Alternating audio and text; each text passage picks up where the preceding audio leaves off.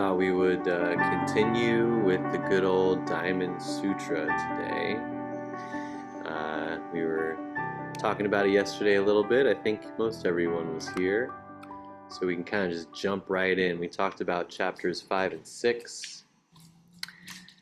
Talked about Dharma teaching as a raft. That was fun. And if you let go of the raft, then you start drowning and you realize you have to let go of letting go of the raft. Anyway, it's fun stuff. So, jumping into this invigorating text. Chapter 7.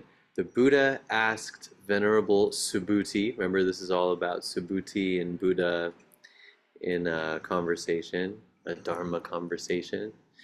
So the Buddha asks Subhuti, "What do you think, Subhuti? Did the Tathagata realize any such Dharma as unexcelled perfect enlightenment? And does the Tathagata teach any such Dharma?"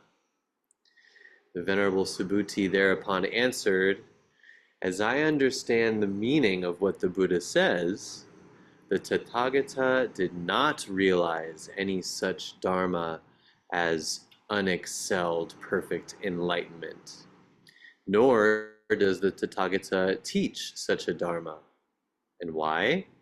Because this Dharma realized and taught by the Tathagata is incomprehensible and inexpressible, and neither a Dharma nor no Dharma.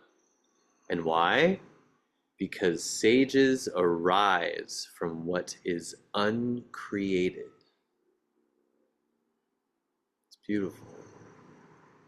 So the Buddha asks, what do you think? Is there any such thing as realizing some unexcelled, perfect enlightenment? And is that what Buddha teaches?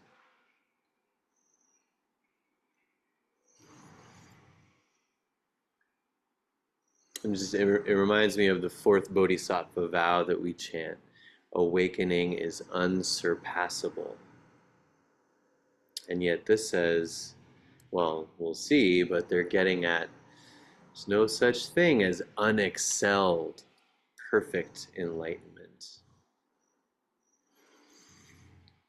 I think that's maybe why the original translation, in our lineage at least, of that fourth vow is the awakened way is unattainable. I vow to attain it. It's interesting. Anyway, so the Buddha asks, what do you think, Subhuti? Is there such a thing as this unexcelled perfect enlightenment? Do you think if you sit enough, you're going to get to some place where it's just the finish line? Everything's perfect. No more suffering in the world. No more suffering for you. Is that what the Buddha teaches?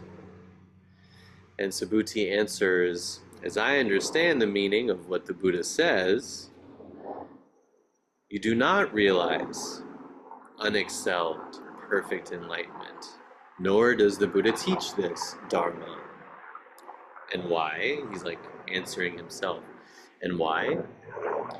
Because this Dharma realized and taught by the Tathagata is incomprehensible and inexpressible. So yeah, the awakened way is unattainable. Attain, comprehend, express, something concrete. It's amazing. And that urge never stops. So, don't kid yourself and think, oh, well, I've let go of getting anything. Or even that one day you will. Oh, if I sit enough, then one day I won't try to hold on to anything. Of course we will. That's how it works. That's why we have to continuously practice. Because as long as we're living in this world, that's how we operate. That's how the mind goes. We want to get, we want to grasp, we want to attain, we want to gain, we want to be smart, we want to give the right answer, we want to expound wisdom, we want to get it right. And so we're constantly battling that drive, that innate urge. Well, innate is debatable, I suppose. Um, so yeah, to continue to come do sesshin, to do zazen, to work with a teacher, such an important part of this practice. We don't really push it too hard here at Sweetwater, but um, you know, to offer yourself and to open yourself to working with someone and to keeping each other checked, basically, right? In a way, going in for interview or Daison or Doksan is, yeah, kind of a Dharma combat. It's like, let's, you know, there is kind of a set teacher and student kind of a thing, but really, we're both, I can't tell you how often I get a turning word from all of you who come and see me. But yeah, I think it's so important to not just get stuck on the cushion. You know, I think a lot of people do that. I just want to sit. And, you know, it's really easy to kind of get stuck in your own bubble. It's really easy to comprehend and grasp and attain things if you're just kind of like doing it on your own. Kind of dig yourself into your own narrative. And so, yeah, working with a teacher, being with your Sangha, it's the best way to kind of jostle us out of where we're stuck, even when we don't know we're stuck. So, yeah, um, why is there no such Dharma as unexcelled perfect enlightenment? Because it's not a thing to hold on to, inexpressible. It's neither a dharma nor a non-dharma. It's neither a dharma nor a non-dharma. You need a raft, but let go of the raft. But then you need a raft. Let go of that raft. But then you got to get a raft. It goes on, continuous. And then the last line, because sages arise from what is uncreated. Sages arise. What's another word for arise? Create. Sages are created from what is uncreated. So that's kind of, yeah, pretty basic Buddhism. The source of everything, the source of, yeah, absolutely everything is this emptiness, this not knowing, this without essence. And then all of this reality, consciousness, yurts, people, politics, suffering, oppression, it all arises from this nothing. And when you really kind of open to that, you see that they are thus completely interdependent. It's not so much, you know, at first there was nothing and then there was something. It's more like both are completely intertwined, um, and cannot be, yeah, cannot be separated. That's the, I was talking with someone yesterday about the three treasures, and that's kind of one way that we see the three treasures. Buddha is this complete, empty spaciousness, vastness, um, unknowing, total lack. Um, and then the Dharma treasure is all of our stuff, all the phenomena, all the skandhas, all of our relative reality in this world. And then the Sangha treasure, from this point of view, is the treasure of the harmony, the fusion, the oneness between those two. So the nothingness, the selfless, and then the diversity and the self and the manyness, and then how those two are constantly dancing as one in every given moment. The Dharma treasure arises from this uncreation, this non-creation of the Buddha treasure. There's a cool koan that this reminded me of. Once again, the gateless gate, the Muman Khan.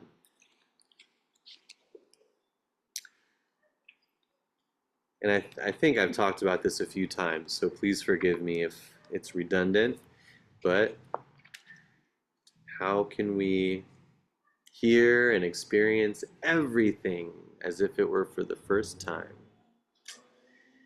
Case 28. It's kind of a long story, so just get comfy. Tokusan once called on Ryutan to ask for instruction and stayed until night fell. And I guess I'll just go through it as we go. So yeah, Tokusan is a traveling monk.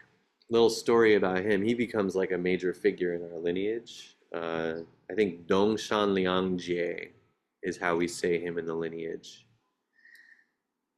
I think that's him. Don't quote me. So he's this traveling monk, but he's also like known for being this incredible scholar. He knows all the sutras backwards and forwards. He went to Buddhist university. He's like a master at all of the writings and teachings and sutras and stuff. He's like super smart about all this stuff. But he goes to Ryutan, who is established Zen teacher at the time, to ask for instruction. So he goes into his room and he stays there all evening. They're there till it's dark. Tokusan's probably like debating because he's like so smart and he knows all these things. And so he's probably like, yeah, but the Buddha said, nah. And then eventually Ryutan says, it's getting late. You better leave. So Tokusan said goodbye, lifted up the door curtain and went out. Then he noticed it was pitch black outside. He turned back and said, Ryutan, it's dark outside. So Ryutan thereupon lit a candle and handed it to him. So I just love this image. I just feel it so much when things are dark, hopeless, confusing,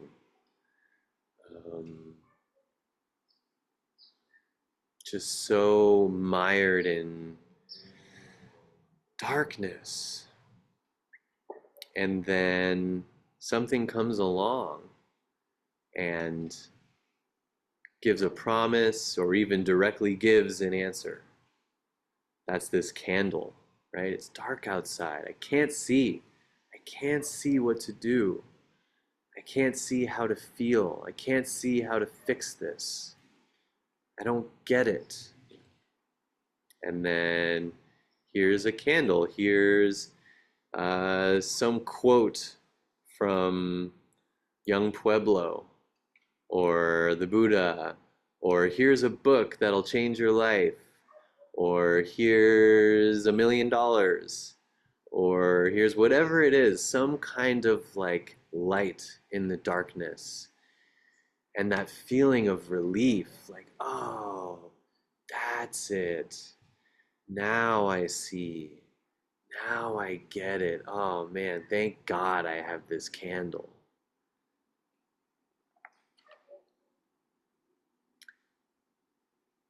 Tokusan was about to take the candle when Ryutan blew it out.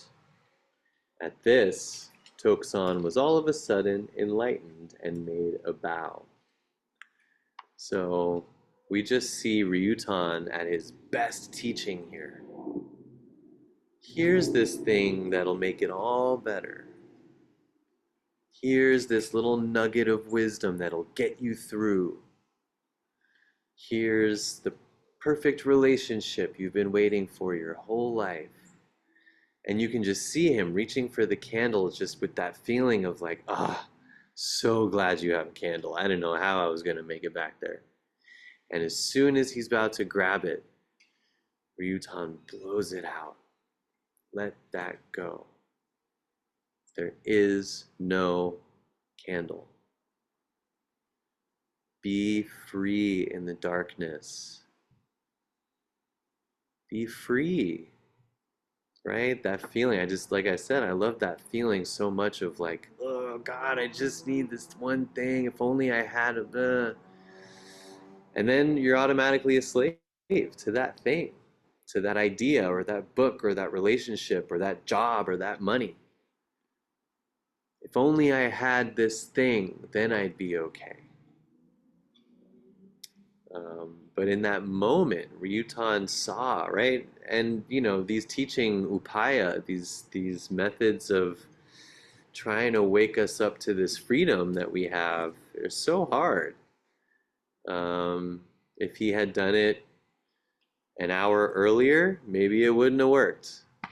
So, we're all always trying to just find that right moment to help each other be free, to let go. Um, yeah, and to bring it back to the Diamond Sutra, inexpressible, ungraspable. There's no perfect enlightenment. There's no unexcelled perfect thing. What else does he say? Yeah, it's neither a dharma nor a non-dharma, right? Here's this dharma candle. We'll make it all better. Here's this candle of there is no dharma. Just rest in that. No, blow that out too. So Ryutan asked, what realization have you just had? Tokusan replied, from now on, I will not doubt the sayings of any of the great Zen masters in the world. So, I didn't quite see that before. That's interesting. So yeah, what realization do you have? And how often do we hear people say, I realize that it's all one. I realize that there is no self. I realize that it's all whole and complete as it is. I realize that I am interdependent with the earth and all beings. I realize that I am God. Whatever it may be. But Tokusan doesn't say that, right? Because those are all candles. Those are all things to hold on to. Oh, I realize this thing and now I have it and I'll be peaceful. I realize that I'm always peaceful, whatever it is. But he doesn't say that. He says, from now on, I will not doubt the sayings of any of the great Zen masters. And so that to me is simply saying, I feel it. I feel that freedom. I don't doubt it. All that stuff that people have been teaching for, by this point, over, I guess, 1,000 years. Yeah, over 1,000 years. It's no longer a concept. It's no longer a teaching. It's no longer a dharma. It's like drinking water and knowing for himself whether it's hot or cold. So yeah, I didn't really see that. That's so good. What have you just realized? I feel it, bro. I feel it. Don't even worry about it. I will trust. They're all right. All of them were right. I don't doubt them. Right? And that's so much different. Like, he doesn't answer the question, really. What is it that you realized? I get it. And that's it. Um, and that's what Tokusan said. Don't, steal that.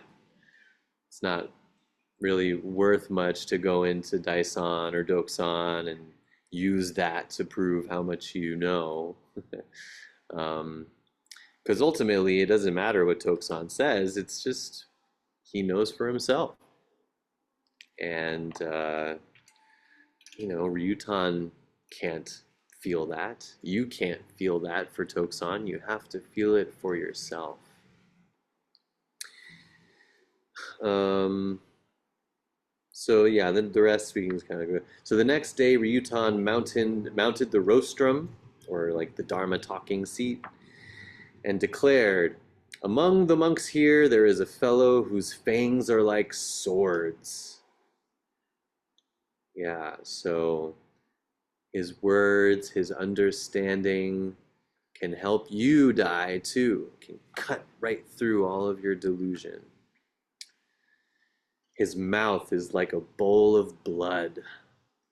So yeah, any little bite from Tokusan and he will drain you of all of your life and soul, as we heard from the Diamond Sutra yesterday. You may strike him with a stick, but he will not turn his head. Someday in the future, he will establish his way on a steep and lofty peak. So he basically just goes to his Sangha and says, "Yo, there's this dope dude here. You should go holler at him," essentially. And then Tokusan comes up in front of all the monks.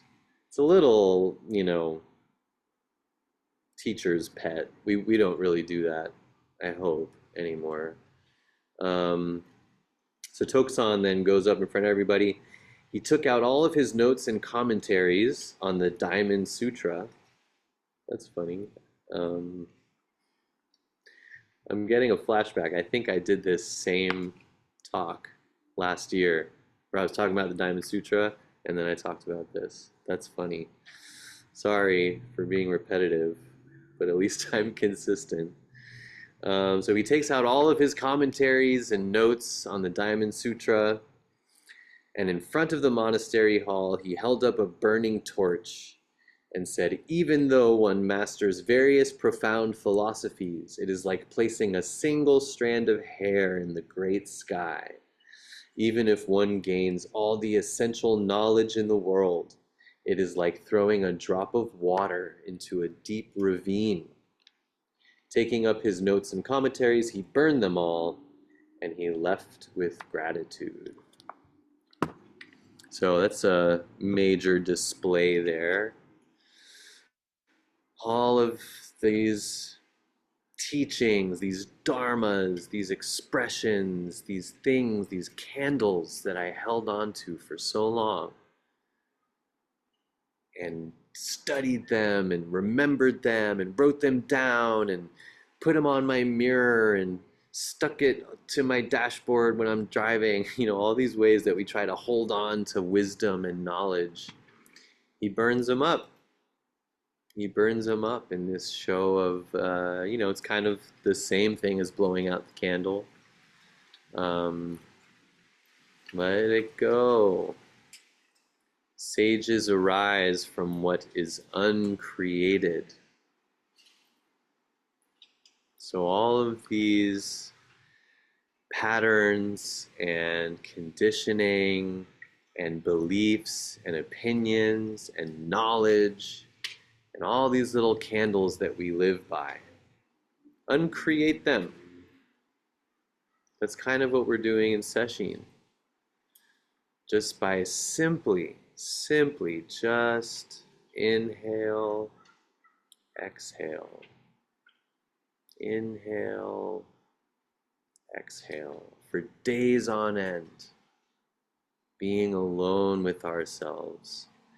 We are training this uncreation, getting in touch with uncreation. And it is from this place of not knowing, vastness, the unified Buddha treasure, no candles, no dharmas. From that place, we all arise constantly as sages. So get to work.